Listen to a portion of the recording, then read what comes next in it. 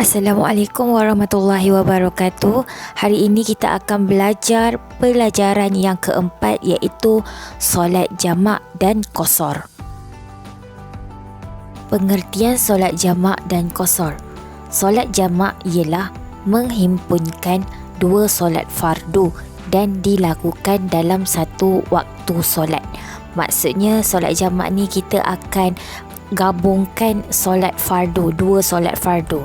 Contoh solat Zuhur dan solat Asar kita gabungkan sekali. Kedua, solat qasar. Solat qasar ialah memendekkan waktu fardu 4 rakaat kepada 2 rakaat, iaitu solat Zuhur, Asar dan Isyak. Maksud untuk solat qasar ni adalah memendekkan rakaatnya daripada 4 rakaat menjadi 2 rakaat. Jadi solat yang ada 4 rakaat tu kita pendekkan, jadikan dia 2 rakaat sahaja. Solat yang boleh dijamakkan ada 2. Pertama, solat Zuhur dengan solat Asar. Kedua, solat Maghrib dengan solat Isyak. Okey, maksudnya di sini solat yang boleh dijamakkan adalah solat yang kita akan himpunkan ataupun kita gabungkan dua solat fardu menjadi satu waktu sahaja. Contoh macam solat Zuhur dengan Asar. Okey, kita boleh gabungkan solat Zuhur dan Asar ini. Kita buat solat Zuhur pada waktu Zuhur, solat Asar pun pada waktu Zuhur juga. Maksudnya dalam satu waktu tu kita buat dua solat fardu. Itu yang dinamakan solat jamak. Sama juga seperti solat Maghrib dan solat Isyak. Hukum jamak dan qasar. Hukum menjamak dan mengqasarkan solat ialah harus. Jadi apabila kita bermusafir, kita diharuskan untuk menjamakkan dan mengqasarkan solat. Syarat sah solat jamak dan qasar. Pertama, berniat jamak dalam solat pertama. Jadi pada solat yang pertama kita perlu niatkan jamak solat kita. Yang kedua, berniat qasar dalam takbiratul ihram. Jadi ketika kita hendak takbiratul ihram, kita perlu niat qasar. Maksudnya kita niat untuk pendekkan solat tersebut. Yang ketiga, perjalanan yang diharuskan oleh syarak. Maksudnya perjalanan yang melebihi 89 km ke atas dan juga perjalanan ke arah kebaikan. Dan yang keempat, perjalanan tidak kurang 2 marhalah bersamaan lebih kurang 89 km. Ini bermaksud perjalanan itu mestilah 89 km ataupun lebih. Tidak boleh kurang daripada 89 km. Kalau kurang, solat jamak dan qasar tersebut terbatal. Yang kelima, mengetahui kaifiat melakukan solat jamak dan qasar. Jadi untuk melakukan solat jamak dan qasar, kita perlu tahu cara ataupun kaifiat untuk melakukan solat tersebut supaya solat itu sah.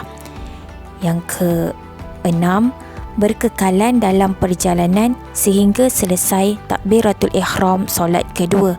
Maksudnya ketika kita melakukan solat itu, kita masih lagi dalam perjalanan untuk menuju ke destinasi. Maksudnya kita belum sampai lagi ke tempat yang kita hendak tuju.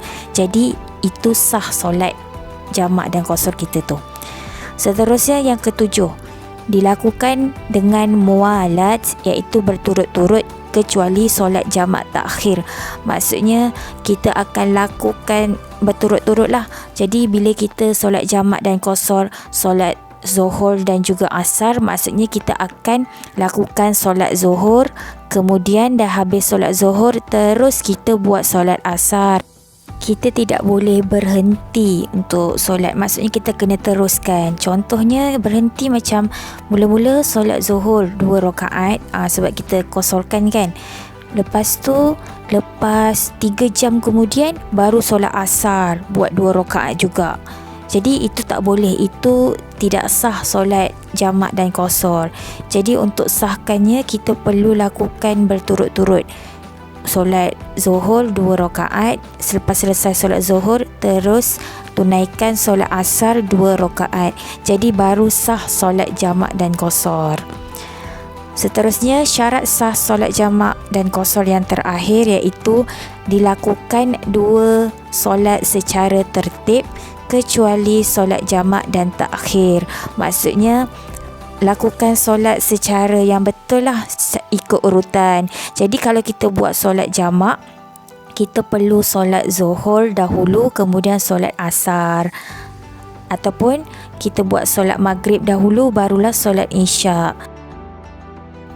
Bahagian solat jamak. Solat jamak terbahagi kepada 2, iaitu jamak takdim dan juga jamak takhir.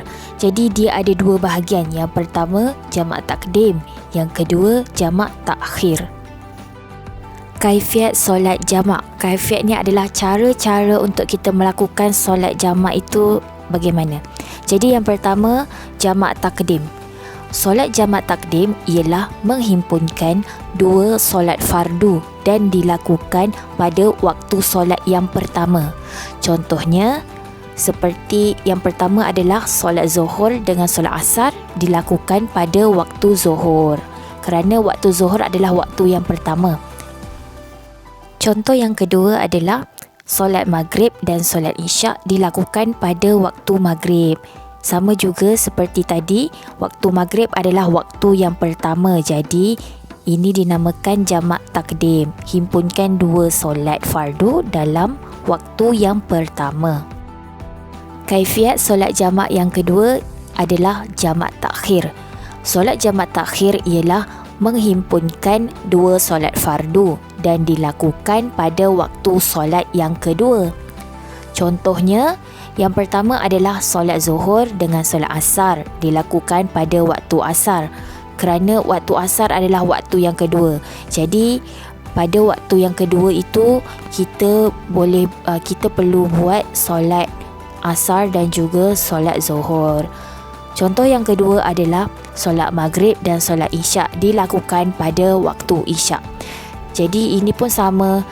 Solat maghrib dengan solat isyak itu kita lakukan pada waktu isyak, waktu yang kedua. Itu yang dinamakan jamak takhir. Setakat itu sahaja dahulu penerangan tentang solat jamak dan qasar. Kesimpulannya, solat jamak adalah solat yang menghimpunkan 2 solat fardu dalam satu waktu solat sahaja. Sebagai contoh, jamak takdim adalah solat zuhur dan solat asar dilakukan pada waktu zuhur, waktu yang pertama. Dan contoh yang kedua adalah jamak takhir. Solat isyak dan juga solat maghrib dilakukan pada waktu isyak, iaitu waktu yang kedua. Seterusnya adalah solat qasar. Solat qasar bermaksud memendekkan bilangan rakaat daripada 4 rakaat menjadi 2 rakaat, seperti solat zuhur, asar dan juga isyak. Ketiga-tiga solat itu adalah 4 rakaat, tetapi apabila dikosarkannya menjadi 2 rakaat sahaja. Assalamualaikum warahmatullahi wabarakatuh.